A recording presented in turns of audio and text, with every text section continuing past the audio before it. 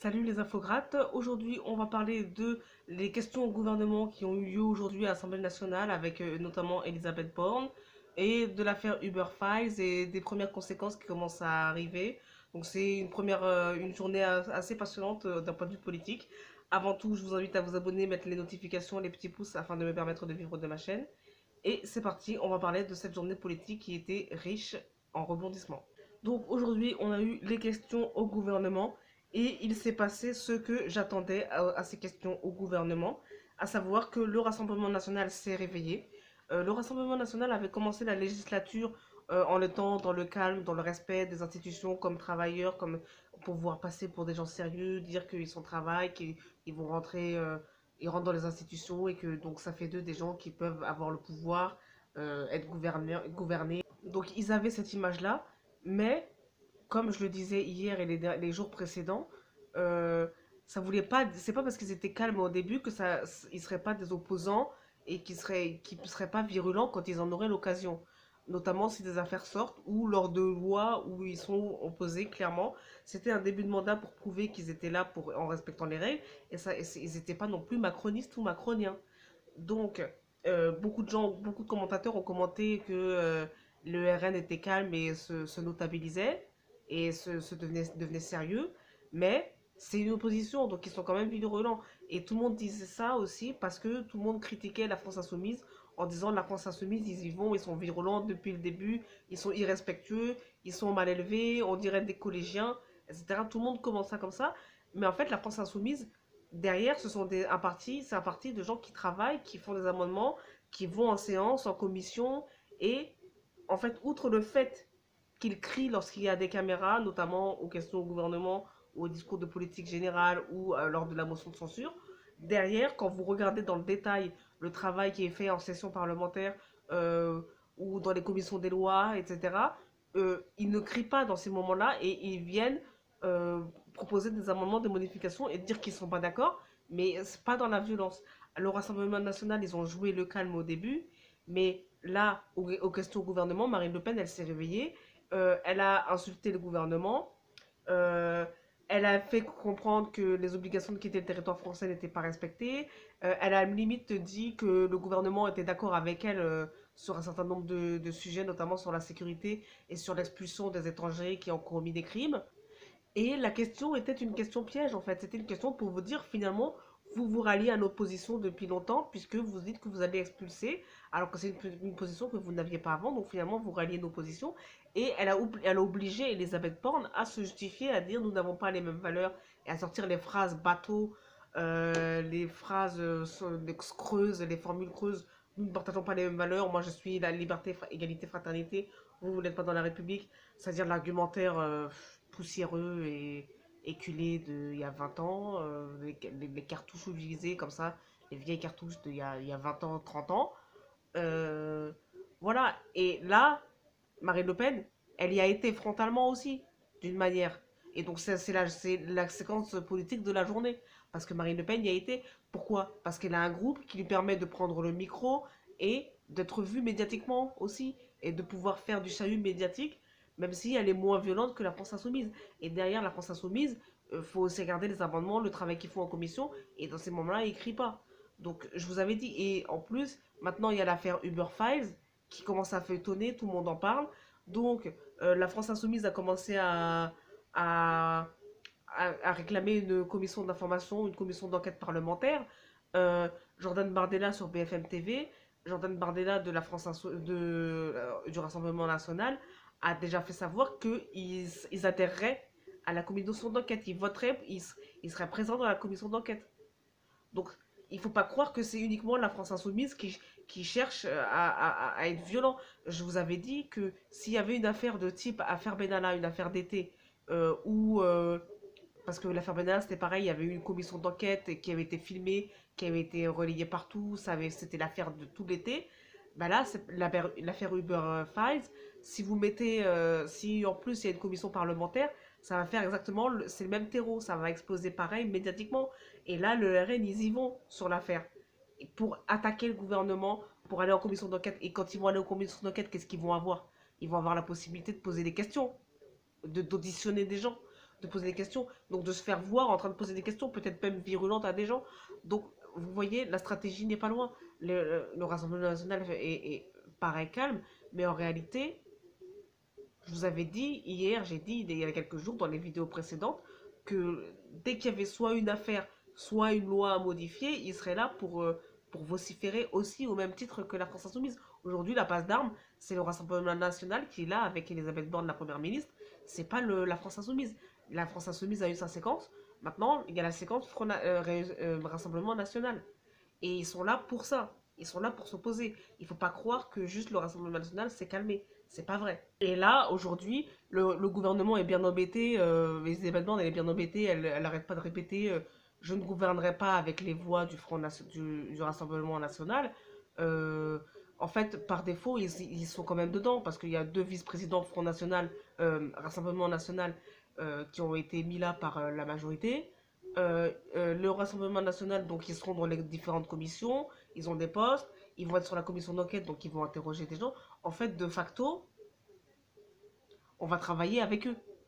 Le, que ce soit la majorité ou les oppositions, en fonction des séquences et en fonction de ce qui arrange qui, de facto, en fait, l'Assemblée nationale, les députés vont finir par travailler avec les députés Rassemblement national. Ils sont 89, ils vont pas rien faire, c'est pas possible. Donc il va y avoir un moment. Et au final, depuis le début de la législature, ce qu'on n'a pas encore vu, c'est les républicains, qui ont aussi été élus pour être dans l'opposition, pour ne pas être les macronistes, et qui en fait, de fait, se retrouvent macroniens parce que les deux autres oppositions sont plus violents qu'eux et que eux, pour l'instant, ils n'ont rien dit, ils n'ont rien à dire. Sur l'affaire Uber Files, dont la France Insoumise et le Rassemblement National se servent allègrement, pour l'instant, il n'y a pas de républicains pour monter au créneau dans les médias, pour s'insurger et pour pointer Emmanuel Macron. Ils ne le font pas, les républicains. Pourquoi? Parce qu'ils sont dans l'opposition, en fait, au même titre que le Rassemblement National et la France Insoumise. Donc, ils sont pas dans les médias pour pointer, pour se servir de l'affaire comme opposants, au moins de manière factice, au moins dans le théâtre médiatique. Même pas. Ils sont même pas capables de faire ça. Il n'y a personne. Pourquoi? Parce que Macron sait déjà que sur certaines lois, vu qu'il a la majorité relative, Macron sait déjà que sur un certain nombre de lois, il veut pouvoir compter sur les voix des républicains parce qu'en fait, économiquement, le programme est le même. Ou plus, vraiment, c'est un programme assez proche.